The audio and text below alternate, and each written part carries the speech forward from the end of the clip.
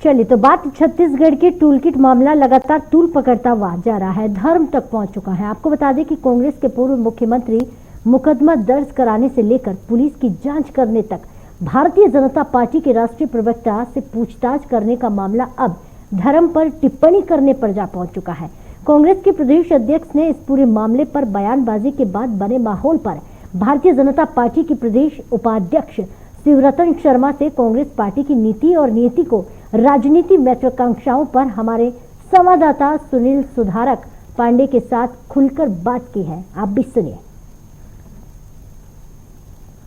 Tool kit मामला लगातार मुद्दा बना हुआ है। इस पे कांग्रेस और भारतीय जनता पार्टी लगातार बयानबाजी कर रही है। इसके साथ ही भारतीय जनता पार्टी के पूर्व मुख्यमंत्री पर इस पर एफआईआर हो चुकी है, गिरफ्तारी तक की बात आ चुकी है, प्रदर्शन हुए हैं, पूछताछ हुई है और अब ये जो है तो धर्म पर पहुंच गई है।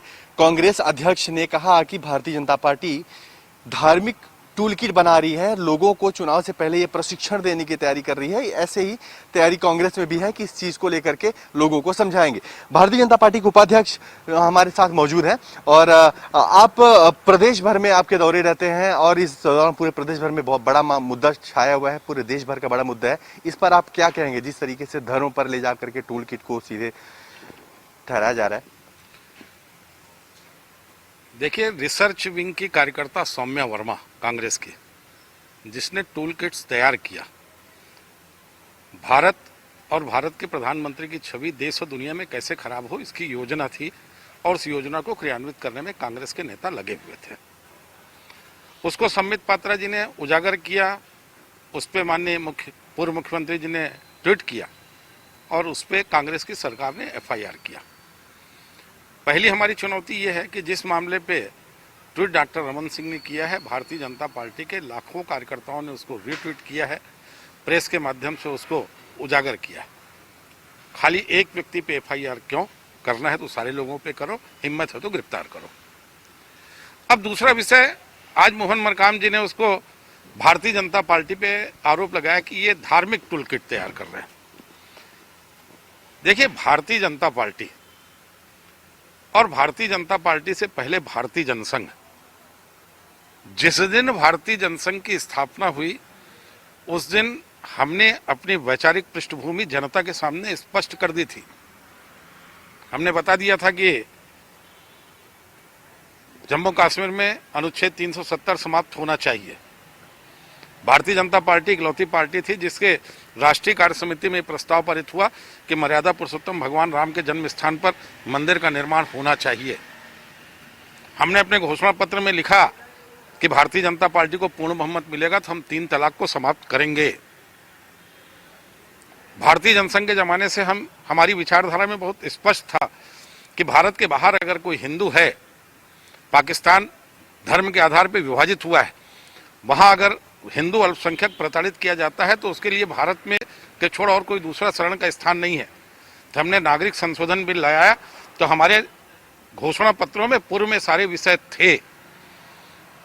धार्मिक आधार पर राजनीति कांग्रेस करती रही है और कांग्रेस की धर्म की राजनीति रही है एक वर्ग विशेष का तुष्टीकरण, और जिसका दुष्परिणाम पूरे देश ने भोगा है।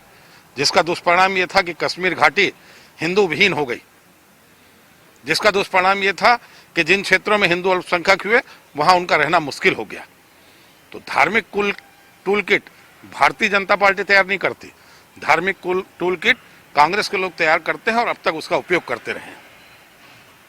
एक बड़ा बयान मुख्यमंत्री जी ने भी कल दिया। मुख्यमंत्री जी ने कहा कि दाएं हाथ को पता नहीं चलता है बाएं हाथ को अगर कोई काम करना चाहिए, और भारतीय जनता पार्टी में ऐसी बड़ी अव्यवस्था है। इस पर जो है तो अध्यक्ष जी ने, जो भारतीय जनता पार्टी के प्रदेश अध्यक्ष, उन्होंने आज एक बयान भी दिया है। इस पर आप क्या कहना चाहेंगे कि बाएं हाथ को पता चलना चाहिए, दाएं हाथ को पता चलना चाहिए, या क्या बोलना चाह रहे हैं? देखिए, भारतीय जनता पार्टी को जो करना है वो बहुत खुला है। हमारी वैचारिक पृष्ठभूमि बहुत स्पष्ट है। समय के आधार पर हमने अपने विचारों को परिवर्तित नहीं किया। कांग्रेस की पृष्ठभूमि यह है कि गुप्त समझौते करो, गुप्त समझौते करके हम कैसे सत्ता प्राप्त कर सकते हैं, ये योजना बनाओ। उसका सबसे आपको 2 उदाहरण बता देता हूं। अभी 5 प्रांतों में चुनाव हुए। केरल में कांग्रेस का नेतृत्व और वामपंथी दलों का नेतृत्व आमने सामने लड़ाई लड़ रहा था और पश्चिम बंगाल में वामपंथी और कांग्रेस का समझौता था। कहाँ थी इनकी विचारधारा?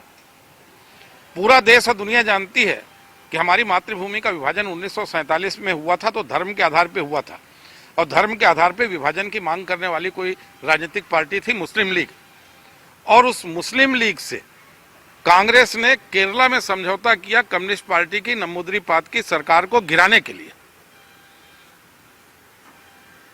तो दाएं हाथ में समझौता करो, बाएं को पता ना चलो, ये प्रयास कांग्रेस पार्टी करती है। पर आज की तारीख पे कहीं कोई बात छिपती नहीं, जनता के सामने उजागर होती है। छत्तीसगढ़ में क्या असर आपको देखने को मिल रहा है? स्वास्थ्य मंत्री हैं भूपेश बघेल जी, दोनों जनों के बीच की तल्खियां जो है तो जग जाहिर है, तो ऐसे में दायां हाथ और बायां हाथ यहाँ पर कहीं ये बात बिल्कुल सही है कि मुख्यमंत्री जब कोई निर्णय करते हैं तो उसकी जानकारी टीएस सिंहदेव जी को नहीं रहती और उसकी जानकारी उनको भी मीडिया के माध्यम से ही चलती है।